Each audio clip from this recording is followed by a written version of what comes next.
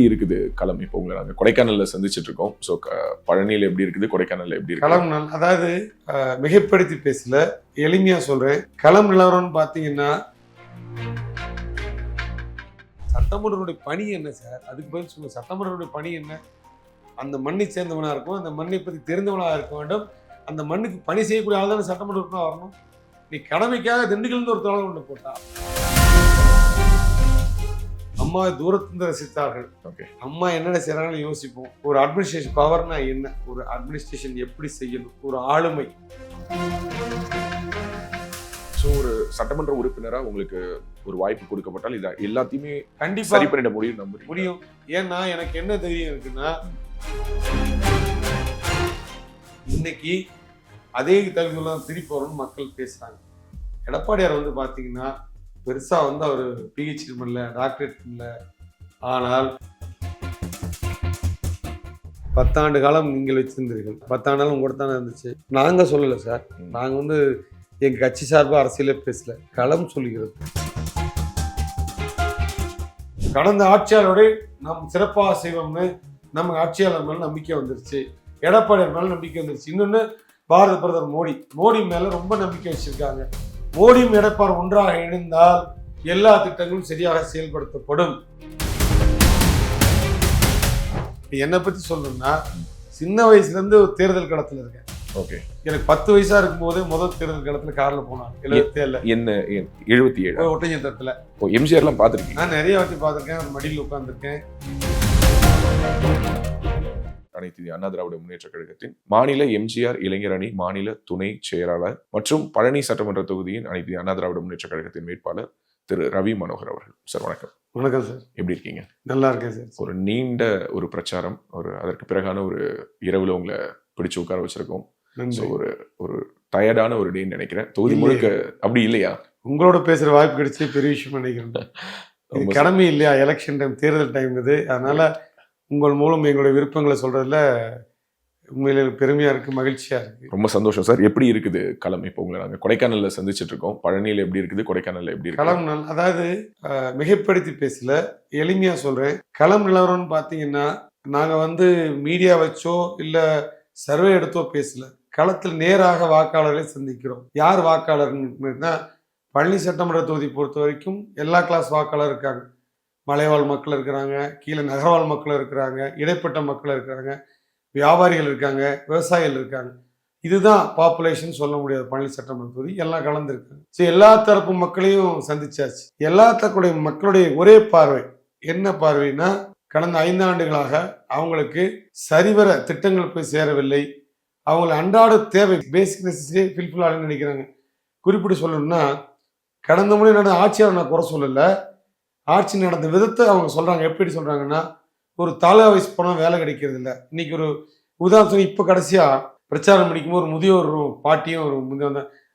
பாட்டியும் வந்து சொல்றாங்க, என் கணவனை இழந்து நீண்ட நாட்கள் ஆகிறது, முதியோர் பென்ஷன் வந்துடுச்சு, இப்போ வரல, போய் கேட்டால் ஏதோ காரணம் சொல்றாங்க, சரியான தகவல் இல்லை அப்படிங்கிற மாதிரி. இந்த மாதிரி அடிப்படை தேவைகளை வந்து பூர்த்தி பண்ணலைங்கிறது ஒரு மக்கள் மத்தியில் ஒரு தாக்கம் இருக்கு. கடந்த ஆட்சியாளரோட நாம் சிறப்பாக செய்வோம்னு நம்ம ஆட்சியாளர் மேல நம்பிக்கை வந்துருச்சு, எடப்பாடியார் மேல நம்பிக்கை வந்துருச்சு. இன்னொன்னு பாரத பிரதமர் மோடி மேல ரொம்ப நம்பிக்கை வச்சிருக்காங்க.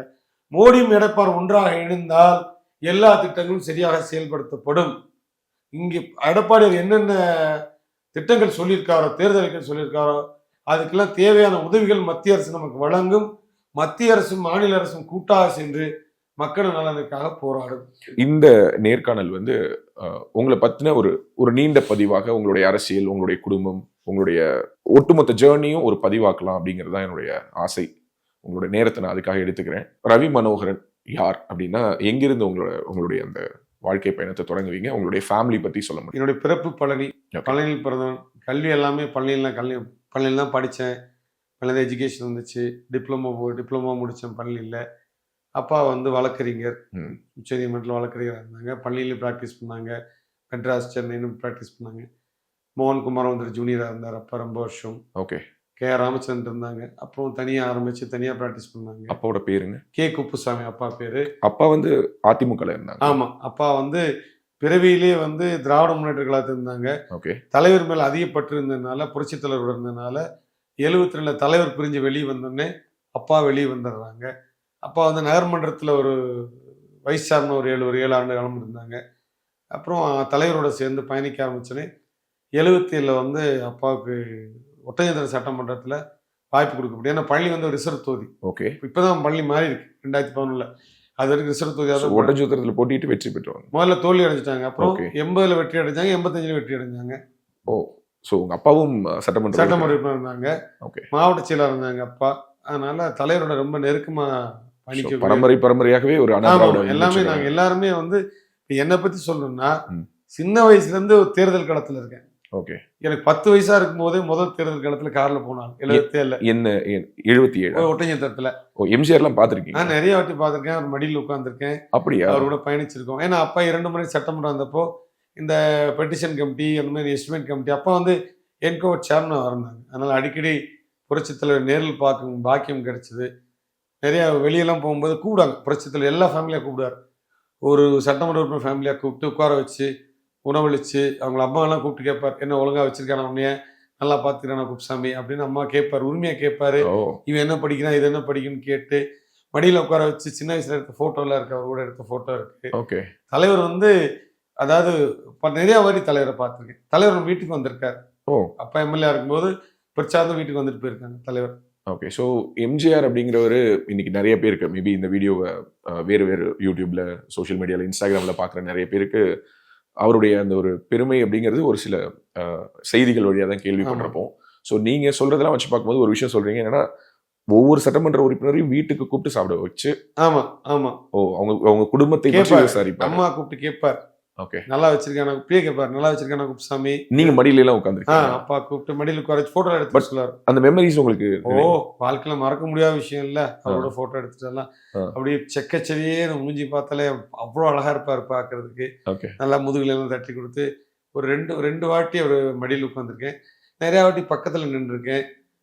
ஒரு ஃபுட்பால் கொடுத்தாரு எனக்கு. வீட்டுக்கு போனப்ப உனக்கு என்ன பிடிக்கும்னு கேட்டாரு. கேட்டப்போ என்ன விளையாடுவேன்னு கேட்டாரு. ஃபுட்பால் சொன்னப்ப மாலிங்கம் ஒரு ஃபுட்பால் எட்டுவான்னு சொல்லிட்டு ஃபுட்பால் கொடுத்தாங்க. நான் சின்ன வயசு. அவர் கூப்பிட்டு கொடுத்தாங்க. அக்காவுக்கு ஏதோ ஸ்கெட்ச் செட் ஒன்று கொடுத்தாரு. அந்த மாதிரி நிறைய வாட்டி தலைவர் ராமநாதபுரத்தில் பார்த்துருக்கோம், ஊட்டி தமிழகத்தில் பார்த்துருக்கோம். நிறைய இடத்துல புரட்சி தலைவர் பார்க்குற பாக்கியம். அப்ப சின்ன வயசு எனக்கு. சூப்பர். ஸோ அப்பா வந்து 2 முறை சட்டமன்ற உறுப்பினராக இருந்தார். அதற்கு பிறகு அப்பாவுடைய ஜேர்னிங்கிறது தொடர்ந்து கழகத்தில் அப்படியே இருந்தார். அம்மா வந்தப்போ மாவட்ட செயலர் இருந்தார். அண்ணா மாவட்டம் அப்பா தான் கொண்டு வந்தாங்க. ஓகே. திண்டுக்கல் மதுரை ஒருங்கிணைந்த மாவட்டமா இருந்துச்சு. மதுரை ஒருங்கிணைந்த மாவட்டமா இருந்துச்சு. அதை பிரிச்சு திண்டுக்கல் மாவட்டம் கொண்டு வந்து அப்ப துணை சபா இருந்த விபி பாலசுப்ரமணியம் அப்பா சேர்ந்து கொண்டு வந்தாங்க. ஓகே. அப்பா மாவட்ட செயலர் இருந்தார். விபி பரமசிவம்னா விபி பாலசுப்ரமணியம் விபி பரமசிவனுடைய அப்பா வேடசந்து இப்ப போட்டிடுறாரு. எவ்வளவு கனெக்ட் பண்ணுங்க. அவருடைய தந்தையார் என்னுடைய ஒண்ணே டிராவல் பண்ணாங்க ஒரே காலத்துல. ஓகே. சோ அவரும் இந்த தேர்தலில் போட்டிடுறாரு, நீங்களும் போட்டிடுறீங்க. செமங்க. சோ ஒரு அதிமுகவுடைய ஒரு பெரிய நாங்கள் அதிமுக ஃபேமிலி தான். அந்த காலத்துல இருந்து எங்களுக்கு அரசியல்னா புரட்சி தலைவர் எம்ஜிஆர், புரட்சி அம்மா, இப்ப எடப்பாடி, தவிர எதுவுமே தெரியாது. சோ ஸ்கூல் டேஸ்ல இருந்து உங்களுடைய இளம் பிராயத்துல இருந்து எம்ஜிஆர் பாக்குறீங்க, வீட்டுல அதிமுக பத்தின பேச்சு இதெல்லாம் கேட்டுட்டே வரீங்க. அதற்கு பிறகு புரட்சி தலைவருடைய மறைவுக்கு பிறகு ஜெயலலிதா அப்படிங்கிற ஒரு ஆளுமை ஒட்டுமொத்த கட்சியும் தன்னுடைய ஆளுமை கீழே கொண்டுட்டு வந்து அந்த கழகத்தை ஒரு வெற்றி பாதையில எடுத்துட்டு போறாங்க. சோ நீங்க எப்போ நேரடியான அரசியலுக்குள்ளார வந்தீங்க, அதை பத்தி சொல்ல முடியுமா? அரசியலே தானே இருக்கும். ஓகே. பிறந்ததுலேருந்தே அரசியலே தானே இருக்கும். ஓகே. இடையில வந்து ஒரு வியாபாரம் செய்யக்கூடிய தருணங்கள் வந்துச்சு. அதுக்காக வியாபாரம் பண்ணப்போ இருந்தாலும் அரசியல் தான் இருந்தோம். சரி. எல்லா தேர்தலுக்கும் பணி செய்ய வந்துருவோம். உள்ளாட்சி தேர்தல், எல்லா பாராளுமன்ற தேர்தல், சட்டமன்ற எல்லாத்துக்கும் வரும். இப்போ பள்ளி கூட்டணி கட்சி கொடுத்தா போய் வேலை செய்வோம், வேலையை முடிச்சுப்போம். இடையில வருவோம், வேலை பார்த்துட்டே இருந்தே தவிர நேரடி களம்ங்கிறது 2021 தான். அது வரைக்கும் நேரடி களத்துல இருக்கு. அதிமுக உங்களுக்கு கொடுக்கப்பட்ட முதல் பொறுப்பு என்ன? ஏன்னா அதுக்கு ஒரு காரணம் இருக்கு. அது முதல் பொறுப்பு என்ன நீங்க சொல்லிடுங்க. மாநில எம்ஜிஆர் இளைஞரணி துணை செயலாளர். அதுதான் உங்களோட முதல் பொறுப்பு. ஓகே. ஸோ எம்ஜிஆருடைய மடியில் அமர்ந்த ஒருவருக்கு எம்ஜிஆர் இளைஞரணியிலே பொறுப்பு கொடுத்து பாக்கியம் இல்லையா? ஓகே. ஸோ புரட்சி தலைவர் கூட பழகிறதுக்கு வாய்ப்பு கிடைச்ச மாதிரி உங்களுக்கு ஜெயலலிதா அம்மா அவங்கள சந்திக்கிறதுக்கான வாய்ப்பு வயசுல கிடைச்சிருக்கு. அப்பா சட்டமன்ற உறுப்பினராக எளிதாக வந்து புரட்சி தலைவர் பார்க்குற பாக்கியம் இருந்துச்சு. ஆனா அம்மாட்ட இருக்கும்போது பார்த்தோம். அதாவது அம்மா கிட்ட போக முடியாது. அம்மா தூரத்திலிருந்து ரசித்தார்கள். அம்மா என்னென்ன செய்யறாங்கன்னு யோசிப்போம். ஒரு அட்மினிஸ்ட்ரேஷன் பவர்னா என்ன, ஒரு அட்மினிஸ்ட்ரேஷன் எப்படி செய்யணும், ஒரு ஆளுமைனா என்னன்னு அம்மாட்ட கற்றுட்டோம். ஏன்னா எங்களை வயசுல வந்து எனக்கு 35 வயசு இருக்கும்போது அம்மா பார்க்குற ஒரு வாய்ப்பு கிடைச்சிது. அப்போ ஆளுமைன்னா என்ன, ஒரு மனிதன் ஆளுமை எப்படி இருக்கணுங்கிறத அம்மாட்ட பார்த்து கற்றுக்கிட்டோம். ஒரு ஆளுமைக்கு அப்பாற்பட்ட விஷயம் ஒரு தொலைநோக்கு பார்வை, டெசிஷன் மேக்கிங், இதெல்லாம் அம்மா வந்து பர்ஃபெக்டாக இருப்பாங்க எல்லா விஷயத்துலையும். அம்மா அடிச்சுக்கு நீங்கள் உலகத்தில் லெஜெண்டரினா அம்மா தான். இந்த தரோ பிளட்னு சொல்லுவாங்கல்ல, ஒரு ஒரு சிலர் தான் தரோ பிளட்னு சொல்லுவாங்க. புரியுது. அம்மா வந்து தரோ பிளட் தான் எங்களை பொறுத்த வரைக்கும். ஓகே. ஸோ இந்த இயக்கத்தை வந்து அவங்க கட்டி காத்த ஒரு விதம், அஃப்கோர்ஸ் 96 எலெக்ஷன்ஸில் வந்து அதிமுக மிகப்பெரிய தோல்வி அடைஞ்ச போது அதிமுக முடிஞ்சிருச்சுன்னாங்க. ஆனால் வித்தின் 2 இயர்ஸ் 98லேயே மறுபடியும் பவுன்ஸ் பேக் பண்ணாங்க. திரும்ப 2001 தமிழகத்தில் ஆட்சி அமைச்சாங்க.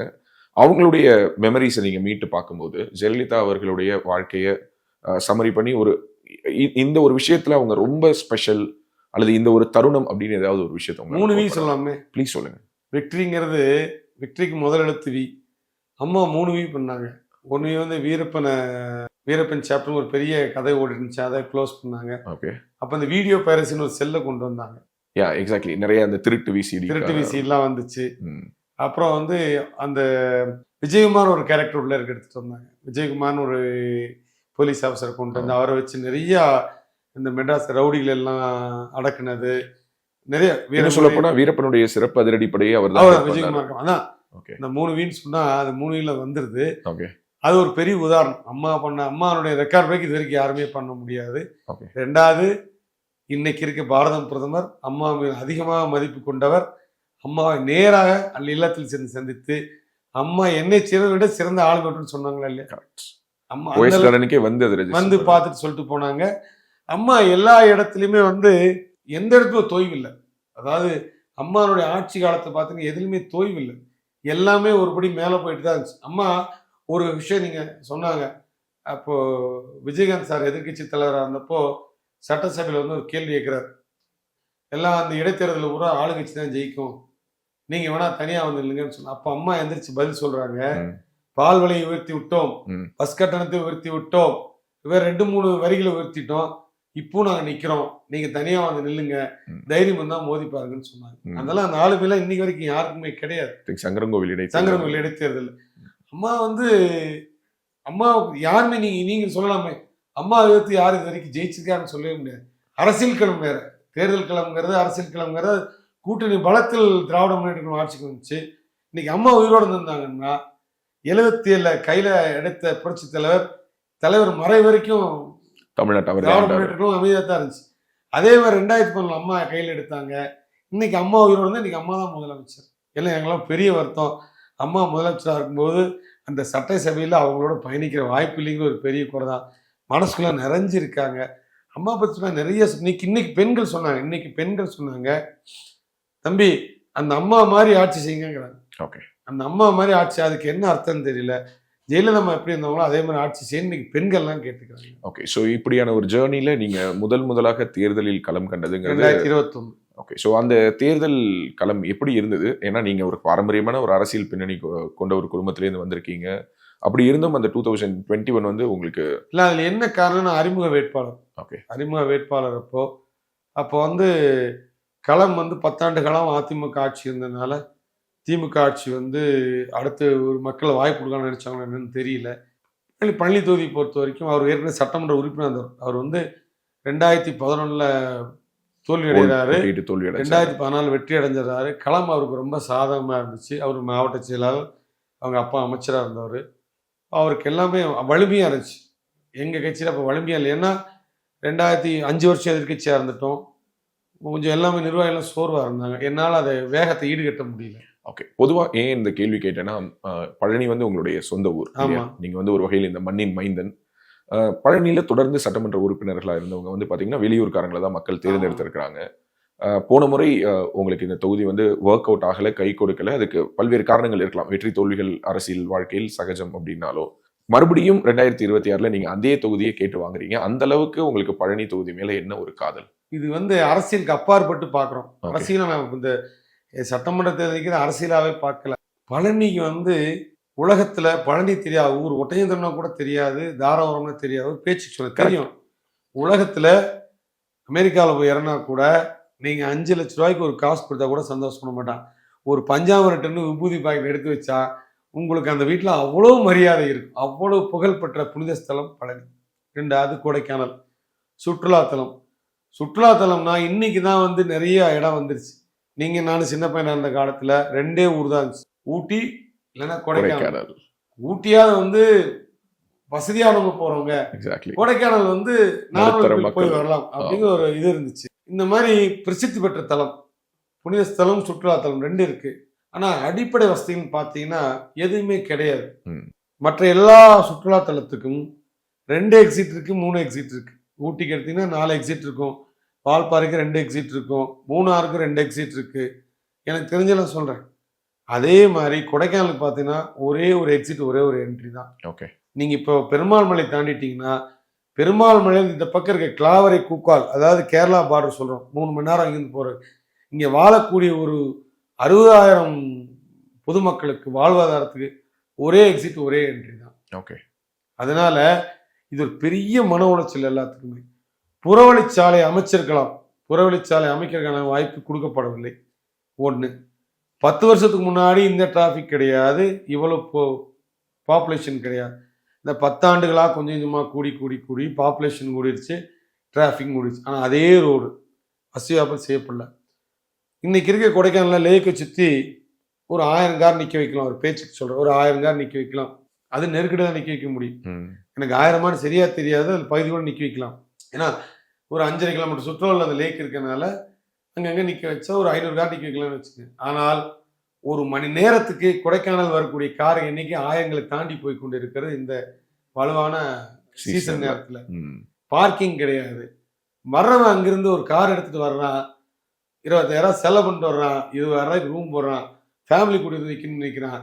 அவனுக்கு பார்க்கிங் பண்றதுக்கு இடம் கிடைக்கிறது இல்லை, டவுனுக்குள்ள வர்றதுக்கு இடம் கிடைக்கிறது இல்லை, நிக்க வைக்க இடம் கிடைக்கல, பார்க்கிங்கே சுத்தமா இல்லை. போன தேர்தல் வாக்குகளே சொன்னோம், மல்டி லெவல் கார் பார்க்கிங் வேணும்னு சொன்னோம். நாங்கள் வந்தால் மல்டி லெவல் கார் பார்க்கிங் சொன்னோம், அவங்களும் சொன்னாங்க, செய்யலை. 2வது பழனி எடுத்துட்டீங்கன்னா, பழனி ஒரு புனித ஸ்தலம். நீங்க குருவாயூர் பார்த்துருக்கலாம், திருப்பதி பார்த்துருக்கலாம், எவ்வளவு பரிசுத்தமா வச்சிருக்காங்க. அந்த பரிசுத்தங்கிறது பழனி சுத்தமா போச்சு. ஒரு சின்ன உதாரணம் சொல்றேன். வையாவரி குளம்னு ஒரு குளம் இருக்கு பழனியில. அது வந்து முருகனுக்கு புனித தீர்த்தம் எடுத்துட்டு போறது. அந்த காலத்துல சண்முக நதினு ஒரு ஆறு இருக்கு. சண்முக நதி எல்லாம் வந்து காவடி எடுத்துக்கூடிய அத்தனை பேரும் சண்முக நதியில போய் காவடி குளிச்சுட்டு மொட்டை அடிச்சு முடியெடுத்து தான் முருகனை பார்க்க வருவாங்க. தண்டாயுதபாணி சுவாமி பார்க்கறதுக்கு முடி எடுக்கிறாங்க தான். தண்டாயுதபாணி சுவாமிக்கு தீர்த்தம் அங்கிருந்து தான் வருது அந்த சண்முக. இன்னைக்கு 2மே மாசுபட்டு ஆகாய தாமரையால் மூடப்பட்டது. இதை விட ஒரு பெரிய உதாரணம் சொல்ல வேண்டியது இல்லை. ஸோ உங்க தொகுதியில் இருக்கக்கூடிய இந்த பிரச்சனைகள் அது உங்களை ரொம்ப டிஸ்டர்ப் பண்ணி ஏதாவது சரி பண்ணணுங்கிறதுக்காக தான் இங்க நிக்கிறீங்க. ஒரு வாய்ப்பு, நம்மளால ஒரு முயற்சி எடுத்தா, ஒரு வாய்ப்பு கிடைச்சால் இதெல்லாம் சரி பண்ணலாம். நிறைய சொல்லலாம். இந்த வையாறு குளமே பெரிய உதாரணம். பஸ் ஸ்டாண்ட் இருக்க அத்தனை கழிவு அந்த குளத்துக்குள்ள தான் வந்துட்டு இருக்கு. நீங்க போகும்போது நாளைக்கு பார்க்கலாம், பூரா ஆகாயத்தாவரே வந்து விட்டது. அப்புறம் பழனி சுத்தி பயங்கர மாசு கட்டுப்பாடு. ஒரு பழனி கோயிலுக்கு போகிறது 2 வழி இருந்துச்சு. ஒரு வழியாக அடைச்சிட்டாங்க, ஹைகோர்ட் ஆர்டர் வந்து அழைச்சிட்டாங்க. பின்னாடி வழியாக தான் போகணும், பின்னாடி வழியாக போகணும், இல்லை முன்னாடி வந்து நடந்து போகணும். அந்த 2 வழி சுற்றியுமே குப்பை கடாயிருச்சு. பழனி மாதிரியே தெரியல, சுற்றி அவ்வளோ குப்பை, அவ்வளோ. இந்த 5 ஆண்டுகள் ரொம்ப மோசம். பூரா பிளாஸ்டிக். பழனி இருக்கிற அத்தனை ஹோட்டல் கழிவு அங்கே தான் வந்து பொருங்குது. இந்த மட்டன் கடையில் கோழி இறைச்சி ஆகட்டும், கோழி கழிவுகள் ஆகட்டும், ஆட்டு எல்லாமே அங்கே தான் வந்து கூட்டுறாங்க. செப்டி டேங்க் தண்ணி, இந்த மாதிரி டெய்லி அந்த ரோட்டில் போய் வரும்போது இந்த 5 ஆண்டுகளாக பெரிய மனவழி. எனக்கு இல்லை, என்னை போல் எல்லோருக்கும் மனவழி. ஏன்னா பழனி சுத்தமாக வச்சுக்கணும் எல்லாரும் ஆசைப்படுறோம். பழனியை சுற்றி அத்தனை மதுபான கடைகள், கோயிலுக்கு போகிற இடத்துல அத்தனை மதுபான கடைகள் எல்லாம் நிறையா வந்துருச்சு. இதெல்லாம் சரி பண்ணணும். யாரையும் குறை சொல்ல விரும்பல, இதெல்லாம் சரி பண்ணணுங்க ஒரு ஆதங்கம். ஓகே. ஸோ ஒரு சட்டமன்ற உறுப்பினராக உங்களுக்கு ஒரு வாய்ப்பு கொடுக்கப்பட்டால் இதை எல்லாத்தையுமே கண்டிப்பாக சரி பண்ணிட முடியும். ஏன்னா எனக்கு என்ன தைரியம் இருக்குன்னா, ஆளுங்கட்சியா வந்துடும் ஒரு தைரியம். நம்பர் 1. நம்பர் 2, பழனி சட்டமன்றமே எங்கூட நிற்கும் ஒரு தைரியம். நான் இந்த முயற்சியில் எடுத்தால் பொதுமக்கள் எல்லாரும் எங்கூட இருப்பாங்க. மொத்த பொதுமக்கள் முயற்சி எடுத்தால் நடக்குமா நடக்காதா? கண்டிப்பா தான். பட் என்ன நம்பிக்கைன்னு கேட்கிறேன். மக்கள் உங்க கூட நிற்பாங்கன்னு ஏதோ நான் தான் நடவடிக்கை எடுக்க போறேன். இது வந்து முயற்சி எடுக்க போறேன். ஓகே. அந்த முயற்சிகளாக உறுதுணையா இருக்குன்னு எல்லாத்தையும் கூப்பிட போறோம். வெளிப்படையா எல்லாத்தையும் பேச போறோம். எல்லாரையும் கூப்பிட போறீங்க? எல்லாத்தையும் கூப்பிட போறோம். கட்சி பாகுபாடு, கட்சி ஜாதி இது எதுவும் கிடையாது. இஸ்லாமிய முதல் கிறிஸ்துவ முதல் எல்லாத்தையும் கூப்பிட போறோம். ஏன்னா பழனி வாழ் முஸ்லீம், கிறிஸ்டின், இந்துக்கள், கொடைக்கானல் வாழ் முஸ்லீம், கிறிஸ்டின், எதனால வாழ்றோம்? எல்லாருமே வாழ்வாதாரம் ஒன்று பழனி மலை, இன்னொன்று சுற்றுலாத்தலம். எல்லாத்துக்கும் ஒரே மாதிரி தானே பங்கி சாப்பாடு போடுறாங்க. எல்லாரும் சேர்ந்து தானே போறீங்க. கொசு வர்றதுக்கு ஜாதி பார்த்தா கடிக்குது, கொசு கடிக்கிறது இல்லை, எல்லாத்தையும் தானே கடிக்குது. அந்த வையாறு கூட சுற்றி இருக்க அத்தனை இஸ்லாமிய பெருமக்கள் நைட்டு ஒருத்தரோடு தூங்குறது. அவ்வளவு கொசு. இன்னும் பன்றிகள் நடமாடும் ஊராக பழனி மாறிவிட்டது. ஸோ ஒரு தூய்மையான ஒரு பழனி, ம். அதே மாதிரி ஒரு சுற்றுலா ஸ்தலமா இருக்கக்கூடிய இந்த கொடைக்கானல் வந்து ஒரு ஒரு மேம்படுத்தப்பட்ட அல்லது வசதிகள் மேம்பட்ட ஒரு ஒரு கொடைக்கானல் இப்படிங்கிற ஒரு தாரக மந்திரத்தை மட்டும் வச்சுதான் நீங்க இந்த தேர்தலை அதுக்கு அப்பாற்பட்டு இன்னொன்று இருக்கு சார். ஆ. 2 விஷயம் தான் சொன்னோம். முக்கியமா பார்க்க வேண்டியது பழனி சட்டமன்றத்தை பொறுத்த வரைக்கும் இது ஒரு இண்டஸ்ட்ரியல் ஏரியா கிடையாது. ஓகே. வளமான தொழில் சம்பந்தப்பட்ட ஊரும் கிடையாது. வேற எதுவுமே கிடையாது. தொழில்னு எதுவுமே கிடையாது. செங்கல் சாம்பரும் கிரஷன் தான் இருக்கு. அதுவும் பெருசளவுக்கு பேசப்படுறவங்களுக்கு இல்லை. இது முழுக்க முழுக்க விவசாயத்தை நம்பி வாழக்கூடிய ஒரு சட்டமன்றம். இது விவசாயம் தான் இங்க, வேற எதுவும் கிடையாது. பழனி தாண்டிட்டீங்கன்னா கிராமத்துக்கு அவங்க பூரா விவசாயத்தை நம்பி தான் வாழ்றாங்க. பழனி சட்டமன்றத்தில் ஒரு ஸ்பெஷல் விஷயம் இருக்கு. எல்லா விதமான விவசாயம் இருக்கு. கீழே ஆரம்பிச்சீங்கன்னா தேங்காயிலேருந்து, வாழைப்பழத்துலேருந்து, மாம்பழத்துலேருந்து, கொய்யா பழத்துலேருந்து, வெள்ளரி பிஞ்சு வரைக்கும் கீழே வருது. மேலே வந்துட்டீங்கன்னா பூண்டில் ஆரம்பிச்சு மலைவாழைப்பழம், கேரட்டு, பீன்ஸு, பீட்ரூட்டு, ஆப்பிள் முதற்கொண்டு இருக்கு. சின்ன ஆப்பிள் முதற்கொண்டு இருக்கு. பால்பெரி இருக்கு. பிளம்ஸ் இருக்கு. இது எல்லா விதமான விவசாயிகள் இருக்காங்க. பழனி சட்டமன்றத்தில் எல்லா தரப்பு விவசாயிகள் இருக்காங்க.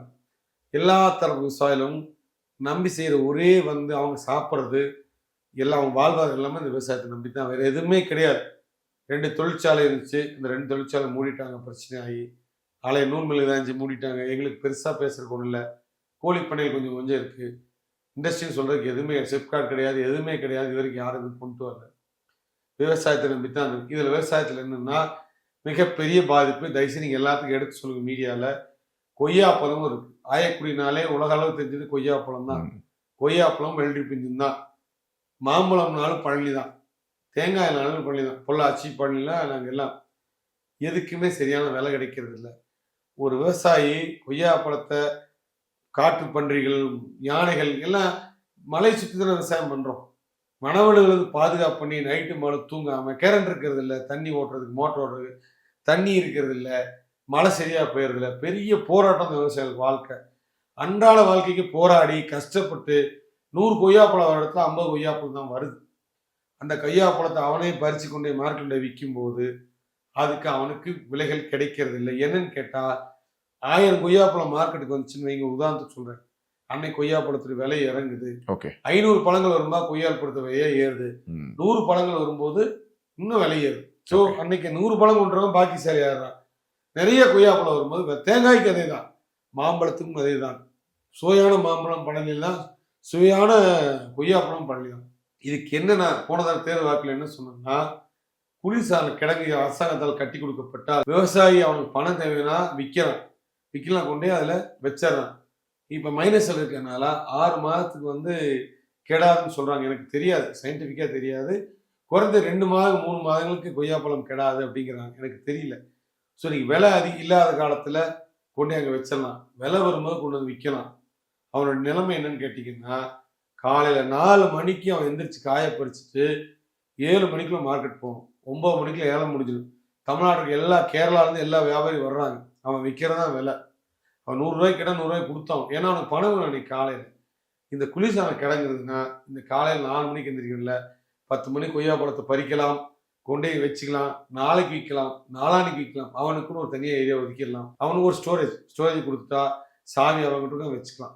வச்சுட்டு அதை எடுத்து அன்னைக்கு வேணாலும் விற்கலாம். எப்படி முறைப்படுத்துறதுன்னு தெரியல. ஆனால் அதை அரசு நடவடிக்கை எடுத்து முறைப்படுத்தி கொடுத்தால் விவசாயிகள் ரொம்ப சந்தோஷப்படுவாங்க. வியாபாரிகள் பயனடைகிறாங்களோ இல்லையோ, விவசாயிகளுக்கு உண்மையான கொள்முதல் கிடைக்கும். ஒரு வெள்ளரி பிஞ்சு ஒரு கிலோ 100 ரூபாய்க்கு விற்கிது. ஒரு கொய்யாப்பழம் கிலோ 100 ரூபாய்க்கு விற்கிது. குளிர்சாதன பெட்டியில் வச்சு அதுக்கு அவனுக்கு காசு கொடுக்க வேண்டியதில்லை. அரசாங்கம் ஃப்ரீயாகவே கொடுக்கலாம். சோலார் போட்டாலே போதும். அது கரண்டே வேண்டியது. சோலார் நிறைய இடத்துல ப்ரைவேட் வச்சுருக்கான். ப்ரைவேட் வந்து இங்கே திண்டுக்கல்ல கொண்டு வச்சுட்டு வர்றாங்க. சிறப்பாக இருக்கும். 2வது பூண்டு. தமிழ்நாட்டில் மலைப்பூண்டு ஃபேமஸ் இங்கே தான். இந்த பூண்டுக்கு வந்து விலையை நிர்ணயிக்க முடியறதில்லை. இது வந்து விவசாயிகள் எப்படின்னா, இப்போ கொத்தடி மாதிரி வியாபாரிகளை போய் செலுத்தான்.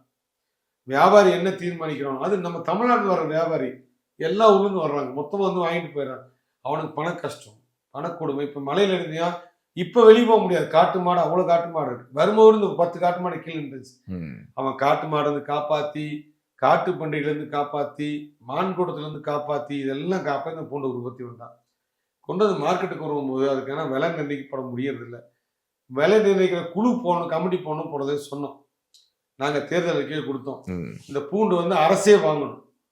அரசு வந்து இதுக்கு ஒரு கொள்முதல் விலை நிர்ணயிக்கணும். நினைச்சு அரசு வாங்கினால் விற்கும் போது அந்த விவசாயிக்கு அரசு கொடுத்துட்டு, நீ 100 ரூபாய்க்கு வாங்கலாம், 150 வாங்கலாம், 200 ரூபாய்க்கு அரசு ஒரு குழு போட்டு, குழு விவசாயி இருப்பாங்க, எல்லாரும் இருப்பாங்க, இருந்துட்டு இன்னைக்கு விலை இவ்வளவுதான், இது கீழே போகக்கூடாது, அந்த மாதிரி ஒரு குழு போட்டா விவசாயிகள் முழு பலன் அடைவார். இன்னொரு விஷயம், இப்ப பூண்டுல இருந்து பூண்டு வருதுன்னு வச்சுக்கோங்க, மற்ற நாள் பிரச்சனை இல்லை, சனி ஞாயிறு மற்ற நாள் டூரிஸ்ட் வந்த 2-3 மாசத்துல பாத்தீங்கன்னா ஒரே ரோடு பூம்பார், ஒரு வண்டி போயிட்டு ஒரு வண்டி போறதே கஷ்டம், பயங்கர டிராஃபிக் ஜாம் ஆயிடுது, வண்டி எடுக்கவே முடியறது இல்லை. அந்த அந்த பொருளை அவன் சந்தைக்கு கொண்டு வர முடியுது, மதுரை கொண்டே விற்கிறான், மெட்ராஸ் கொண்டே விற்கிறான். ஸோ குறிப்பிட்ட நேரத்தில் அது போய் சேரதில்லை, அது கரெக்டாக போய் சேராதனால அதில் நிறைய அவனுக்கு ப்ராக்டிக்கல் டிஃபிகல்ட்ஸ் வருது. இப்போ கேரட் எடுத்துங்க, கேரட் அங்கே இருந்தால் போகுது, உருளைக்கிழங்கு அங்கே இருந்தால் போகுது, பீன்ஸ் அங்கே இருந்தால் போகுது, சவுச்சோக்கு ஃபேமஸு கொடைக்கானல் தான். இதெல்லாம் போகும்போது குறிப்பிட்ட நேரத்துக்கு அங்கே போய் சேரலைன்னா, மார்க்கெட்டு கோயம்பேடு மார்க்கெட் காலை 5 மணிக்கு போனால் தான் வியாபாரி இருப்பாங்க, கிளம்பும் போதே டிராஃபிக் ஜாம் ஆகிடுது. ரோடு வந்து பெருசு பண்ணவே இல்லை. ஏன்னா 10 வருஷமா இந்த ரோடு சரியா இருந்துச்சு, இன்னைக்கு 10 வருஷமா டிராஃபிக் அதிகமாகிடுச்சு, பாப்புலேஷன் அதிகமாகிடுச்சு, ஆனால் இதுதான் ரோடு வசதி செய்யப்படல. அந்த ரோடு வசதி செய்தால் இங்கிருந்து கொடைக்கானலேருந்து எடுத்துட்டிங்கன்னா பூம்பாறை, மன்னவனூர், கிளாவர், பூண்டி, போலூர், அப்படி கூக்காலம் எடுத்துட்டா பெரிய விவசாய பெல்ட்டே இருக்கு. முழுக்க முழுக்க விவசாயம் மட்டும்தான் வாழ்வாதாரம், வேறு எதுவுமே கிடையாது. விவசாயத்தை நம்ம தான் வாழ்கிறாங்க, அவங்களுக்கு விலை கிடைக்கிறது இல்லை, பொருளை பாதுகாப்பு கொண்டே குறிப்பிட்ட நேரத்தில் சேர்த்த முடியுது. இது வந்து ஒரு இந்த பக்கம். கீழ்மலை இடத்துல காஃபி, காஃபி வந்து பார்த்தீங்கன்னா பெரிய பொட்டன்ஷியல். பிரேசில் காஃபிக்கு ஈக்குவலாக கொடைக்கானல் காஃபி பேசப்படுகிறது. இந்த கொடைக்கானல் காஃபிக்கு விலை கிடைக்கிறது இல்லை. என்ன பிரச்சனைனா இதே தான் நான் சொன்னதான், இது வந்து காஃபி போர்டுக்கு போய் முறையான அங்கீகாரம் கொடுக்கப்படுறதில்லை. 2வது நிறைய டிசீஸ் இருந்துச்சு, முன்னெல்லாம் அந்த டிசீஸே இருக்காது. இப்போ புது புதுசாக அந்த மனுஷனுக்கு வர்ற மாதிரி அது வியாதி வருது. மருந்து வாங்கியே செத்து போகிறான், கொடுக்குற ஆசுனா மருந்து கடை கொடுத்தே மருந்து அடிக்கையிலே அவனுக்கு சரியாக போயிடுது. அதுக்கு வந்து இப்போ ஒரு அதே ஏற்கனவே மத்திய அரசு நாள் வந்து கேட்டிருக்காங்க எங்களுக்கு வந்து இந்த காஃபி, ஏன்னா மற்ற பொருட்களும் உற்பத்தி பண்ணிக்கலாம், காஃபி உற்பத்தி பண்ணுறது ரொம்ப கஷ்டம், பூண்டு உற்பத்தி பண்ணுறது ரொம்ப கஷ்டம். இது ரெண்டுக்கு எங்களுக்கு ஹெல்ப் பண்ணுங்க, இதை மேம்படுத்துறது எப்படி, விவசாயிகள் மேம்படுத்துறது எப்படிங்கிறது அது ஒரு பக்கம் ஓடிட்டு இருக்கு. இன்னொரு பக்கம் தான் மலைவாழைப்பழம். மலைவாழைப்பழம் வந்து சிறுமலை பழமும் கொடைக்கானல் பழமும் மலைவாழைப்பழத்தில் ரொம்ப ஃபேமஸ். அதுக்கும் விலை கொள்முதல் கிடையாது, வியாபாரி கையில் இருக்குது, அதுவும் அழுகி போயிடும். காலையில் வெட்டினான்னா தாறு 3 நாளைக்கு விற்கலின்னா அது குப்பைக்கு தான் போகும். 10 மாதங்களாக கஷ்டப்பட்டு பிள்ளையை போல் வளர்த்தி உருவாக்கி வாழைக்கு விளையிலன்னு அவன் கஷ்டப்படுறான், வாழை அழுகி போனாலும் கஷ்டப்படுறான். ரெண்டுக்குமே விவசாயிகளுக்கு ஹெல்ப் பண்ணணும். எங்களுக்கு வாழ்வாதாரமே விவசாயம் தான், வேறு எதுவுமே கிடையாது. மழை பெய்ந்தால் மட்டும்தான் வாழ்வு எங்களுக்கு, மழை பெய்யவில்லை வாழ்வே கிடையாது. இத்தனை விஷயங்கள், அடிப்படை விஷயங்கள் பள்ளி சட்டமன்ற தொகுதியில் இருக்கு. அதெல்லாம் எடுத்து சொன்னா ஒவ்வொரு கிராமத்துக்கும், அதாவது நான் சொல்றது அடிப்படை தேவைகள் பற்றி சொல்ல, கழிவறை பற்றிலாம் சொல்ல, அடிப்படை அவன் வாழ்வாதாரத்துக்கு உணவு வேணும் இல்லையா, பொருளாதாரம் வேணும் இல்லையா, அந்த கல்வி இங்கே வந்து பார்த்தீங்கன்னா இது கிடையாது, அரசு கல்லூரிலாம் கிடையாது, மாணவ விடுதிகள், தெரசா யூனிவர்சிட்டி இருக்கு, பெரிய ஒரு ஹாஸ்பிட்டல் கிடையாது. மெயினாக சொல்ல போனால் ஒரு நெஞ்சு வலி வந்தாலும் ஒரு பிரசவ வலி வந்தாலும் ஒன்று தேனிக்கு போகணும், காணாவளுக்கு போகணும், இல்லை பள்ளி வரணும், இந்த திண்டுக்கல் போகணும். பெரிய மருத்துவமனை இங்கே கிடையவே கிடையாது, சொல்றீங்க பேசிக்கே கிடையாது. ஓகே, சின்ன வயசுனாலும் கூக்கால் போய் 10 மணி நேரத்துக்கு காணாவளுக்கு போகணும், திண்டுக்கல் போகணும், பத்தலக்குண்டிலும் கிடையாது, இல்லை பள்ளி போகணும், இல்லை பள்ளியிலையும் கிடையாது. மதுரை, காணாவளுக்கு, கோயம்புத்தூர் பள்ளியெல்லாம் இருக்குது. அந்த பேசிக் ப்ரைவேட் ஹாஸ்பிட்டல். எப்படி ஒரு விவசாயி போய் 50,000 கொடுத்து ஆப்ரேஷன் பண்ண முடியுமா? ஒரு நெஞ்சு வலி வந்துடுது, 10 லட்சம் ஓப்பனர் சர்ஜரி பண்ண முடியுமா? அவன் எங்கே போய் ஆகணும்? அங்கே தான். அதுக்கான அடிப்படை முதலுதவி பண்ணுறது கூட மருத்துவமனையில் பெருசாக இல்லை, இருக்குது, பத்தாது. அந்த மருத்துவமனையில் பெருசாக்கப்பட வேண்டும்.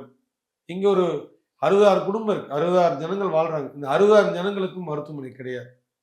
சொல்லப்போனால் கீழ்மலையோடு சேர்த்துனா 1 லட்சம் பேருக்கு எடுத்துகிட்டு வந்துடுவாங்க. இந்த 1 லட்சம் பேருக்கும் மருத்துவமனைகள் கிடையாது, எல்லாம் வெளியூர் தான் போய் ஆகும். இங்கேருந்து எடுத்தாங்கன்னா டாக்ஸிலாம் போகணும், டாக்ஸிக்கு செலவு பண்ணணும், மருத்துவமனைக்கு செலவு பண்ணணும். இந்த வாழ்வாதாரத்தை கூட்ட வேண்டும்.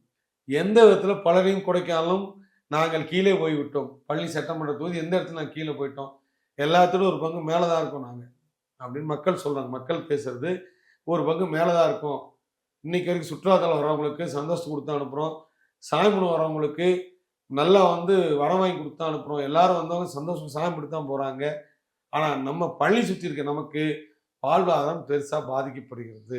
ஓகே, ஆல்மோஸ்ட் பழனியுடைய எல்லா பிரச்சனைகளையும் மொத்தமா இல்ல தொகுத்துட்டீங்க. இல்ல 5% சொல்லியிருக்கேன். இன்னும் 90 உங்களுக்கு டைம் பத்தாது. ஓகே. இருந்தாலும் எதுக்காக இந்த தேர்தலை போட்டிடுறேன்னா இல்ல எனக்கு ஒரு கேள்வி இருக்கு. அதுக்கு முன்னாடி அதையும் சேர்த்து கேட்டுறேன். இவ்வளவு பிரச்சனைகளோடு இருக்கக்கூடிய இந்த தொகுதியில 2 முறை ஒரே நபர் சட்டமன்ற உறுப்பினரா இருந்திருக்காரு.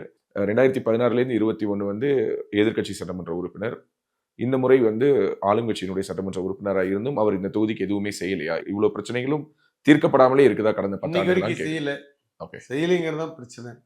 ஏன் செய்யலைங்கிறது எனக்கு தெரியாது. அது செய்யாதனால தான் ஒருவேளை இந்த தொகுதி விட்டு மாறி இருக்காரா? இல்ல அது எனக்கு தெரியாது. அது அவங்க கட்சியில என்ன நடந்துச்சுன்னு தெரியாது. ஏன் Okay. போனாரு, என்ன நடந்துச்சுன்னு எனக்கு தெரியாது. பட் எது செய்யலைங்கிறது மக்களுடைய பொதுவா எல்லா இடத்துக்கு போனாலுமே ம். 2 விஷயம் சொன்னேன். ஒண்ணு வந்து அடிப்படை தேவைகள், வாழ்வாதாரம்ங்கிறது கழிப்பிடம், குடின்னு சொன்னேன். அது வந்து அரசால் செய்யப்படும். இன்னொன்று வந்து பொருளாதாரம். 2க்குமே விளக்கம் சொல்லல. 2மே வந்து அரசு வந்து 2வது பார்த்தீங்கன்னா முக்கியமா 2 விஷயம் சொல்லி ஆகணும். பழனியில் இருக்க சுற்றி இருக்க அத்தனை அந்த பள்ளி சுற்றி அத்தனை கடை போட்டிருந்தாங்க. நடை வியாபாரிகள் கடையில் இருந்துச்சு. அத்தனை வந்து கோட் எடுக்க சொல்லிடுச்சு. கிட்ட 10,000 பேர்ல பாதிக்கப்பட்டால் 10,000 பேர் எப்படி சொல்றேன்னா, வெளியே வந்து கொய்யாப்பழம் விற்பான், வெளியே வந்து பொம்மை ஒன்று விற்பான், வெளியே வந்து டிஸ்டிகர் கொண்டு வந்து விற்பான், வெளியே வந்து டீ கடை விடுவான், வெளியே வந்து பாயாச கடை விடுவான், வெளியே வந்து கடை ஒவ்வொன்றுக்கு 10 பேர் 15 பேர் எண்ணிக்கை. வாரம் ஷிஃப்ட் கணக்கு மாறிக்குவாங்க. காலைல ஒருத்தன் போடுவான், சாயங்காலம் ஒருத்தன் போடுவான். அப்படி பார்த்தா கிட்டத்தட்ட ஒரு 10,000 பேருடைய வாழ்வாதாரம் போய்விட்டது. ஓகே. இப்போ கொய்யாப்பழம் விற்கிறதுக்கு வழி இல்லை, எல்லாம் வெளியே விற்கிறாங்க. இது வந்து கோர்ட்டு போட்ட உத்தரவு இருந்தால் அரசால் இதை எடுத்து கோர்ட்டு கூட சண்டை கட்டி வேற ஏதாவது ஏற்பாடு பண்ணியிருந்திருக்கலாம். இல்லையா முறையாக வேற ஏதாவது எடுத்து கொடுத்துருக்கலாம். அதையும் செய்யலை. கொடைக்கானல்ல போன தடவை மாஸ்டர் பிளான்ங்கிறது அதிமுக ஆட்சியிலே மாஸ்டர் பிளான் கொண்டு வந்தாங்க. அது திருப்பி இந்த ஆட்சிக்கு வந்து இப்போ துணை முதலமைச்சருடைய உதயநிதி ஸ்டாலின் வந்தப்போ கேட்டாங்க, இதை வரைமுறைப்படுத்தி கொடுங்கன்னு கேட்டாங்க. வரைமுறைப்படுத்தி கொடுக்கல. 90% ஹோட்டல்ஸ்க்கு மூடப்பட்டது. எல்லாம் இன்னும் வந்து அந்த மாஸ்டர் பிளான் பிரச்சனை ஓடிட்டு இருக்கு. இது வரைக்கும் செஞ்சு கொடுக்கல. ஓகே. அதில் எல்லாருமே மாஸ்டர் பிளான் இருக்குது. கட்டளை வரை அதாவது எல்லாமே அப்ரூவல் வாங்கி டிடிசிபி அப்ரூவல் வருது. இது ஹாட் கால் வரும். கொடைக்கானல் வந்து ஹாட் கால் வரும். அதை வந்து அவங்க வாக்குறுதி கொடுத்தாங்க. அதையும் செய்ய மாட்டாங்க இந்த தடவை. பள்ளியில் முக்கியமானது நடை வியாபாரிகள். அந்த பாதை சுற்றி இருக்கவங்க, கோடி சுற்றி இருக்கவங்க அவங்களோடையும் பாதிச்சிட்டாங்க. இங்கே hotel owners association, building owners association எல்லாமே பாதிப்பு எடுத்துச்சு. இன்னும் வரைமுறைப்படுத்தவில்லை. நாங்கள் வந்தால் இதெல்லாம் ஒவ்வொன்றா சொல்லிட்டு வரலாம்.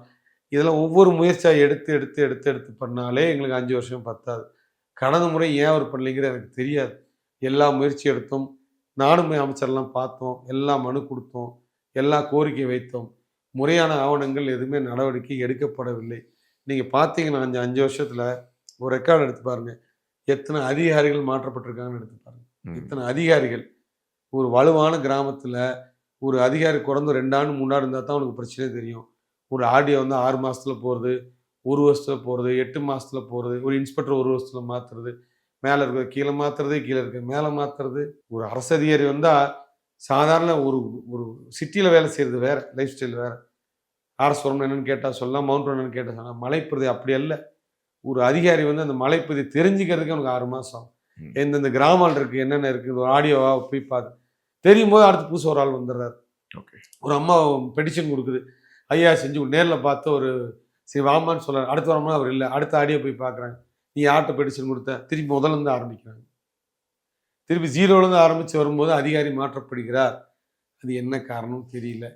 அதனால பொதுமக்கள் வந்து பெரிய மன உளைச்சலுக்கு ஆளாயிட்டாங்க. 3வது சொல்கிறேன், ஃபஸ்ட்டு கம்ப்ளைண்ட் பொருளாதாரம், 2வது வாழ்வாதாரம், 3வது தெளிவாக சொல்கிறேன், இந்த அரசு அலுவலகங்கள் செய்யக்கூடிய வேலைகள் எதுவுமே முறையாக செய்யலை. பட்டா மாறுதல் ஆகட்டும், பென்ஷன் பணம் ஆகட்டும், நிறையா விஷயங்கள் அரசு சம்பந்த அலுவலகம்லாம் நிறைய தோய் வந்து அது காரணம் வந்து அதிகாரிகள் தொடர்ந்து ஒரு பணியில் இருக்க விடுவதில்லை, மாற்றிக்கொண்டே இருக்கனால தான் மக்கள் கஷ்டப்படுறாங்க. ஓகே. ஸோ நீங்கள் சொல்கிறத வச்சு பார்க்கும்போது ஒட்டுமொத்த சிஸ்டமும் ஃபெயிலியர் ஆயிடுச்சுங்கிறீங்க. இருக்கு. ஆமாம், அப்படி தான் தோணுது. ஓகே. ஸோ பழனியுடைய அந்த வளர்ச்சி ஒரு 10 ஆண்டுகள் தடைபட்டு ஒரு பின்னோக்கி இருக்கிறத முன்னோக்கி எடுத்துட்டு போகணுங்கிறத பற்றின ஒரு தொலைநோக்கு பார்வை உங்களுக்கு இருக்கு.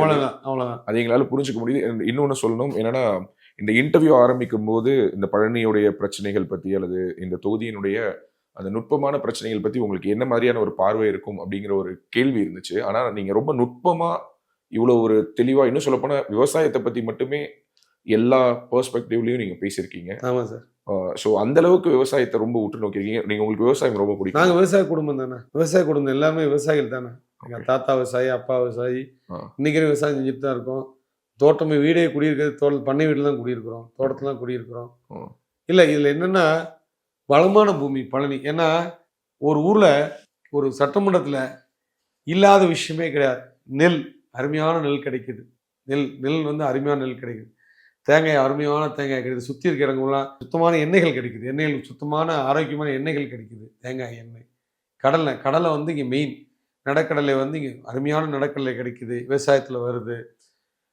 அந்த பக்கம் போயிட்டீங்கன்னா வெள்ளரி பிஞ்சு. இன்னைக்கு உலகத்திலேயே பெருமைக்கு சொல்கிறோம், ஆயக்குடிய வெள்ளரி பிஞ்சு உலகத்தில் எங்கேயுமே கிடையாது.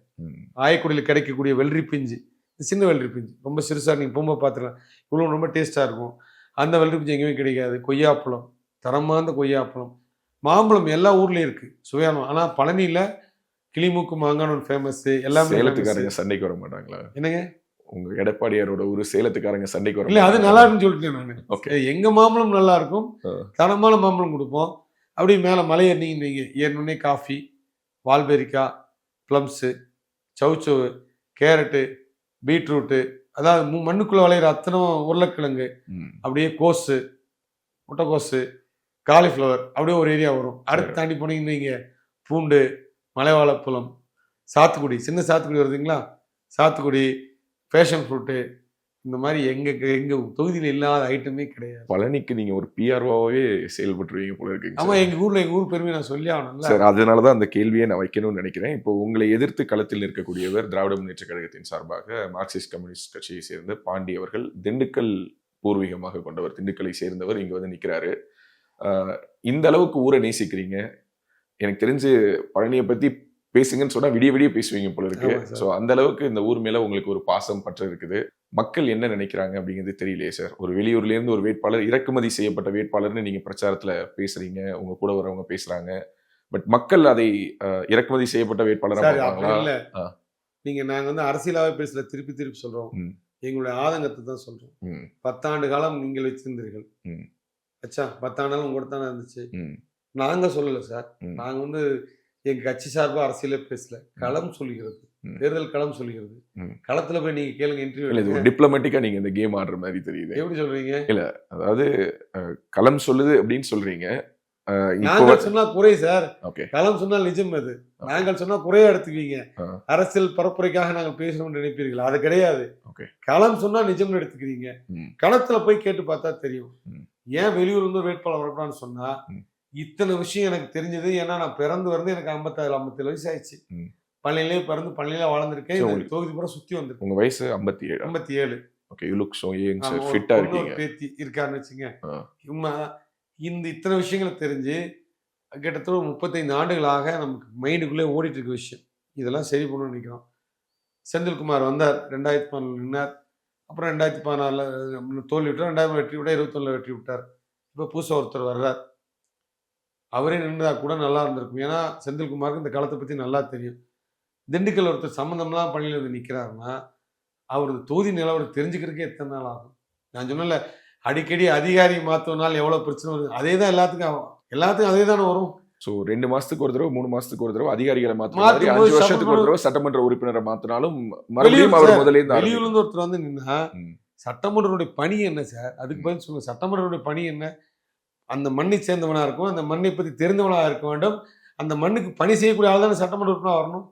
நீ கடமைக்காக திண்டுக்கல்லேருந்து ஒரு தாள் ஒன்று போட்டா, அப்படியே போட்டாலும் அதே திராவிட முன்னேற்ற கழகம் மார்க்சிஸ்ட் கம்யூனிஸ்ட் கூட்டணியில் பள்ளியில் ஆள் இருக்காங்கல்ல, அவங்கள போட்டு அவங்கள பள்ளி பற்றி. இதே சேர்மன் ராஜமணிக்கன் இருந்தார், அவர் கம்யூனிஸ்ட் தான், அவர் போட்டு. எனக்கு தெரியாது, நான் அரசியல் பற்றி பேசுகிறோம் இல்லை சார். ஆக்சுவலி இது ஒரு வித்தியாசமான ஒரு பெர்ஸ்பெக்டிவ் இந்த இன்டர்வியூ வழியால் நீங்கள் தமிழ்நாட்டுக்கே ஓப்பன் பண்ணுறீங்க. அதாவது என்ன சொல்கிறீங்கன்னா, எதிர்கட்சியில வேட்பாளர் நிறுத்துறதை பத்திலாம் எனக்கு பிரச்சனை இல்லைங்க, அதை கூட பழனிக்காரங்க நிறுத்துங்க. ஏன் அதான் கேட்கிறோம் சார். நீ ஆகட்டும் நானாகட்டும், இருவரும் களத்துல எதுக்காக இறங்குறோம்? மக்களுக்கு சேவை செய்ய இறங்குறோம். மக்களுக்கு சேவை நீ எப்படி செய்வ? தெரிஞ்ச பிரச்சனை தெரிஞ்சானே. நீங்கள் வந்து உட்கார்ந்து பிரச்சனை செய்வது 5 வருஷம் முடிஞ்சு போயிடும். முடிஞ்சு போயிருமா இல்லையா? 10 ஆண்டுகள் அவர் இருந்துட்டு போயிட்டார்.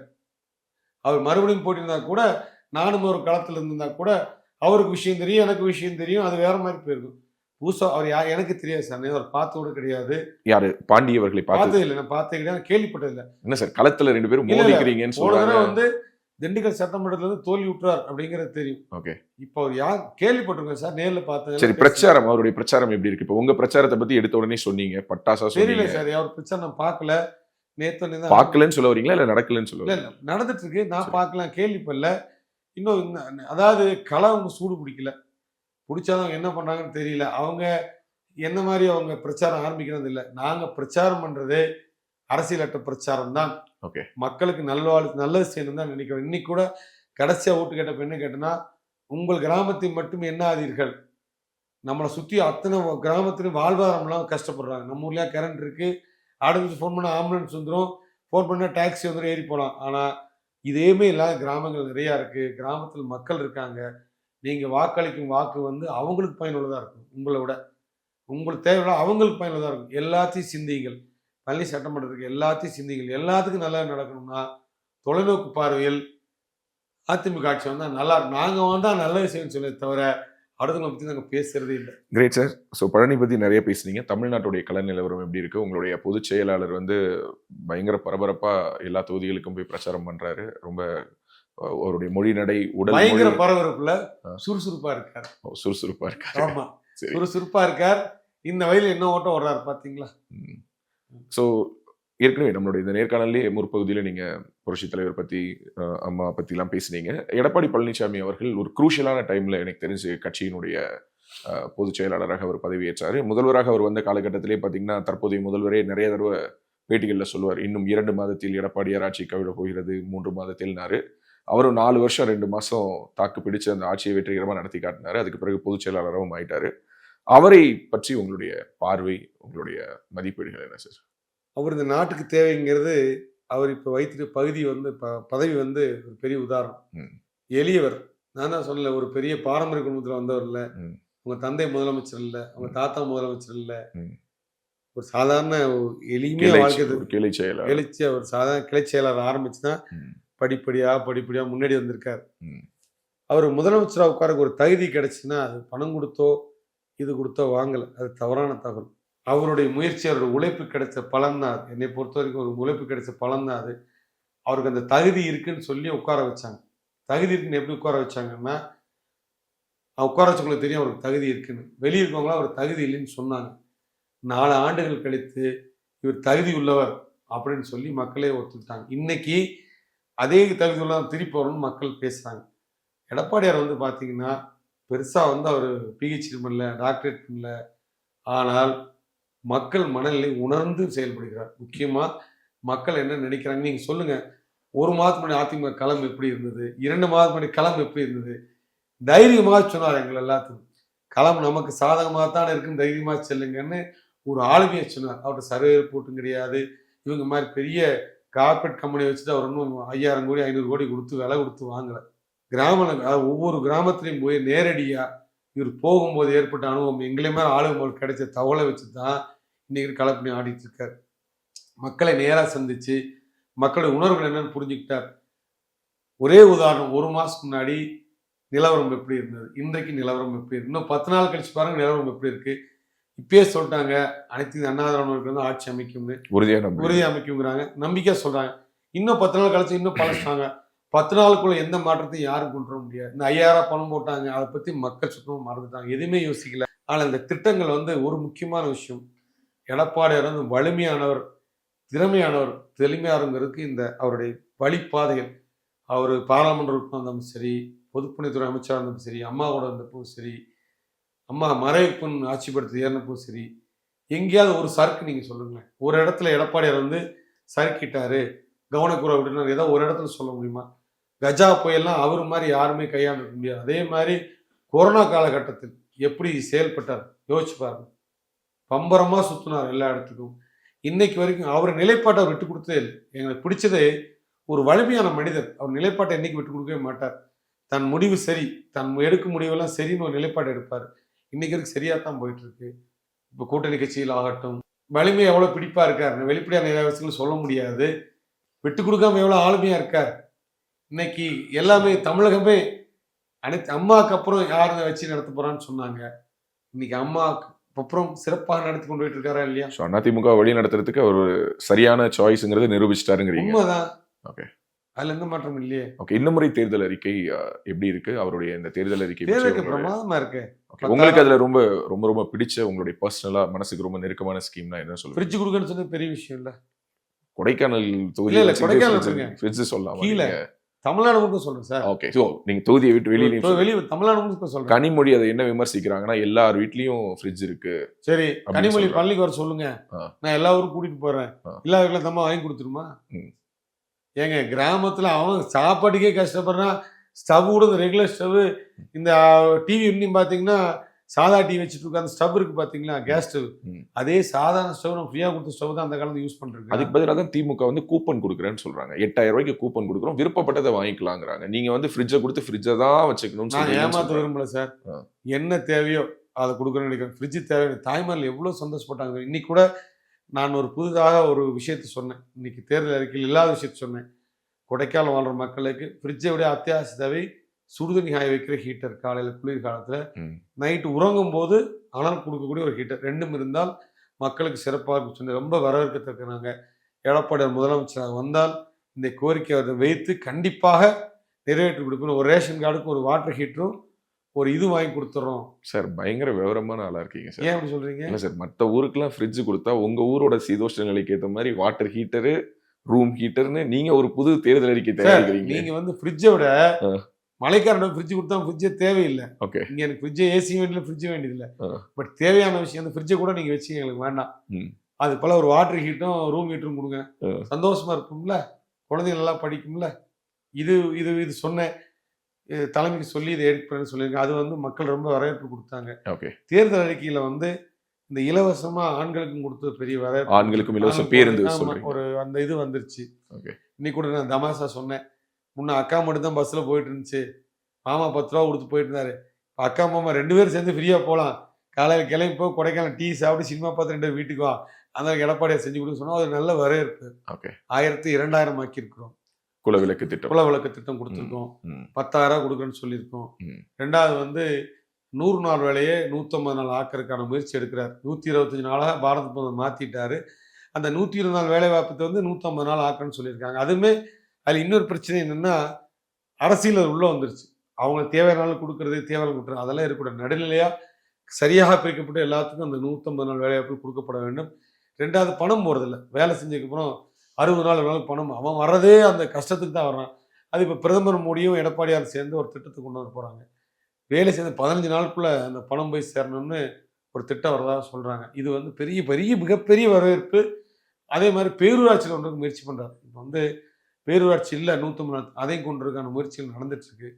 பழமையான திட்டங்கள், தாலிக்கு தங்க திட்டம், அம்மா லேப்டாப் திட்டம், அம்மா ஸ்கூட்டி கொடுக்கும் திட்டம், அம்மா உணவு, அம்மா கிளினிக். இந்த தேர்தல் அறிக்கை மக்கள் கிட்ட நீங்க போகும்போது நீங்க சொல்றதுக்கு முன்னாடியே அவங்களுக்கு தெரிஞ்சிருக்கா? சொல்லியிருக்கோம், விவரமா கேட்கறாங்க. ஓ, மக்களை கேட்கறாங்க. இன்னைக்கு கேட்டான், இதுக்கெல்லாம் பணம் எங்க இருந்து வரும்னு கேட்கறான். ஓ, அந்த அளவுக்கு இது பணம் எங்க இருந்து வரும்னு கேட்கறான். நாங்க சொன்னோம் மேல ஒருத்தர் இருக்காரு கொடுப்பாங்க.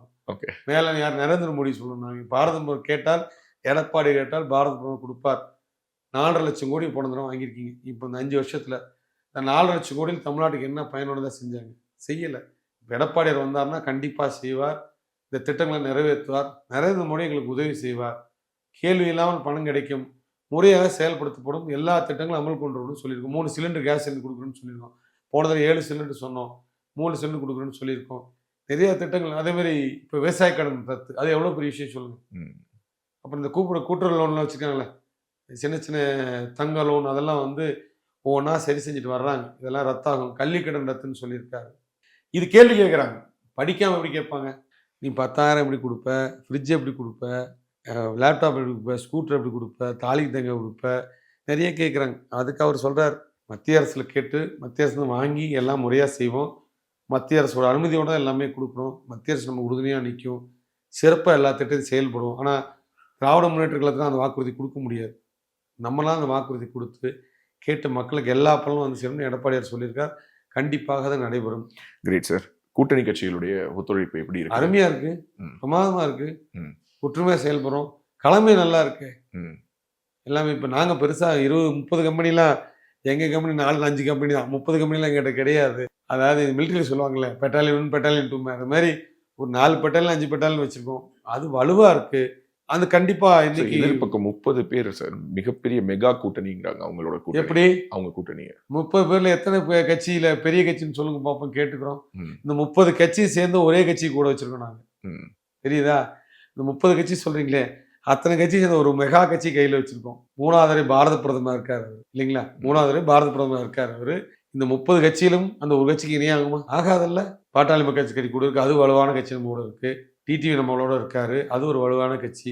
பாரதிய ஜனதா கட்சிங்கிறது நீங்க சொல்ற அந்த 30 கட்சியும் சின்ன சின்ன கட்சிகளாக தான் இருக்கலாம். அந்த கட்சியை நான் குறை சொல்லலை, எடை போடல, அதுவும் கட்சிகள் தான்.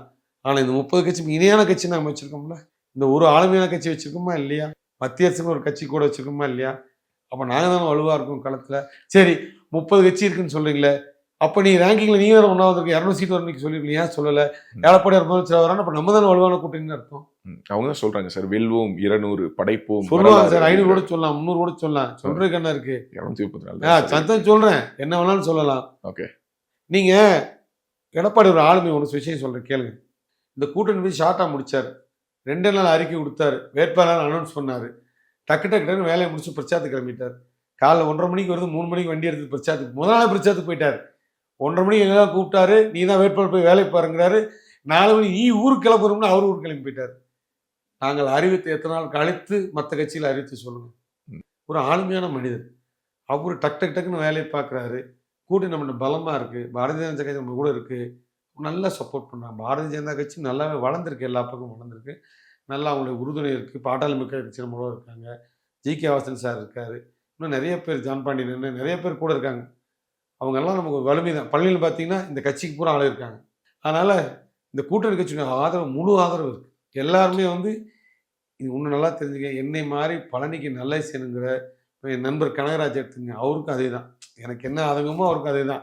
பழனிக்கு நல்ல செய்யணும்னு நினைக்கிறார்.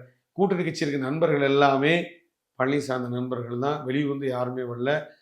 ஜி.கே. வாசன் ஐயாவுக்கும் பள்ளியில் நிறைய ஆள் இருக்காங்க, பாட்டாளி மக்கள் கட்சிக்கு நிறைய ஆள் இருக்காங்க, டிடிவி தினகரன் சாருக்கும் நிறைய ஆள் இருக்காங்க, பாரதிய ஜனதா கட்சி நிறைய ஆள், இன்னும் மற்ற இதற்கு கொங்கு முன்னேற்ற கழகம் நிறையா சொல்லலாம், ஐஜேகே, அப்புறம் மக்கள் முன்னேற்ற கழகம், இவங்க எல்லாமே ஆளு ஒவ்வொருக்கும் ஒரு ஒரு ஓரளவுக்கு பாப்புலேஷன் வச்சுருக்காங்க பள்ளியில். ஆனால் எல்லாருமே பள்ளிக்காரங்க, யாருமே வெளியூர்காரங்க இல்லை.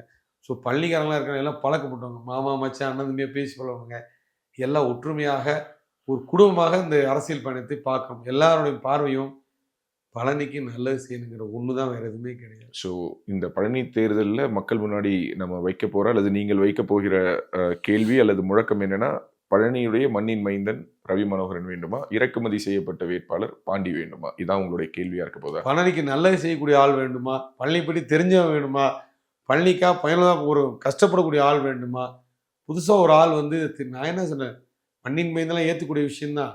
அது வேணா ப்ரொஜெக்ஷனுக்காக வேணா பேசலாமே தவிர, இயற்கையாக பேசணும்னா, இப்போ நீங்களே வர்றீங்க, உங்களுக்கு சீட் கொடுத்துறாங்க, பழனியில் நிற்கிறீங்க, ஜெயிச்சிடுறீங்க, பழனி இப்போ தெரிஞ்சு உங்களுக்கு எத்தனை நாள் ஆகும் சார்?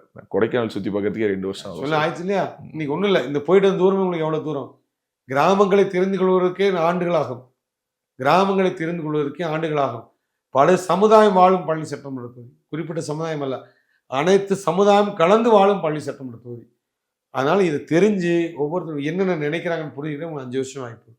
யாரையும் குறை சொல்ல விரும்பவில்லை. அவர் வர்றாரு, ஐயா பற்றி எனக்கு தெரியாது, எங்களுக்கு கிடைத்தால் பணிகளை சரிவர செய்வோம், பழனி ஒரு புண்ணிய பூமியாக மாற்றுவோம். அடுத்தவங்களை பற்றி குறை சொல்ல நான் விரும்பலை, அந்த இடத்துக்கு நான் வரல சார். அதாவது ஒரு தேர்தலில் எதிரில் நிற்கக்கூடிய வேட்பாளரை இவ்வளவு கண்ணியமாக பேசக்கூடிய ஒரு சக வேட்பாளர் எந்த தொகுதியில் இருக்காருன்னு எனக்கு தெரியல சார். நன்றி சார், நன்றி. இவ்வளோ நேரம் எங்கள் கூட இந்த நேர்காணலில் இந்த உங்களுடைய இந்த ஒரு நீண்ட நாளுக்கு பிறகான ஒரு நேரத்தை ஒதுக்கி, அதுவும் ஆல்மோஸ்ட் நள்ளிரவு, பரவாயில்ல, ஆமாம் 12 மணிக்கு இந்த நேர்காணலை கொடுத்துட்டு இருக்கீங்க. அதுக்கு முதல்ல நன்றி சொல்லிக்கிறேன் சார். உங்களுடைய நல்ல நோக்கங்கள் நிறைவேற எங்களுடைய நெஞ்சார்ந்த வாழ்த்துக்கள் சார். ஒரே ஒரு விஷயம்தான், இந்த இன்னும் 2 மணி நேரம் கேட்டால் கூட சொல்லுவேன், உங்களால் பழனிக்கு ஒரு விமோசனம் கிடைத்தா அந்த சந்தோஷப்படுவோம், நாங்கள் எல்லாரும் சந்தோஷப்படுவோம். எல்லாருக்கும் இந்த சொன்ன தொலைக்காட்சியில் எல்லாத்துக்கும் வெளியே தெரிஞ்சுன்னா மக்களே முடிவு பண்ணிட்டோம், நல்லது நடக்கும்னு நினைக்கிறோம், நல்லது செய்வோம், நல்லது நடக்கட்டும். இந்த பணி வந்து பயணம் வந்து அரசியல் பயணம் வந்து புனிதமான பழனி உருவாக்கணுங்கிற ஒரே எண்ணம் தான். கண்டிப்பாக அதை செய்வோம், வெற்றி பெறுவோம். நிச்சயமாக அடுத்த பேட்டியில் உங்களுக்கு, அடுத்த பேட்டியில் வரும்போது இன்னும் நிறையா விஷயம் என்னென்ன செஞ்சுட்டு இருக்கோங்களோ அப்பப்போ கூப்பிட்டு அப்டேட் பண்ணுறோம். நன்றி. வணக்கம்.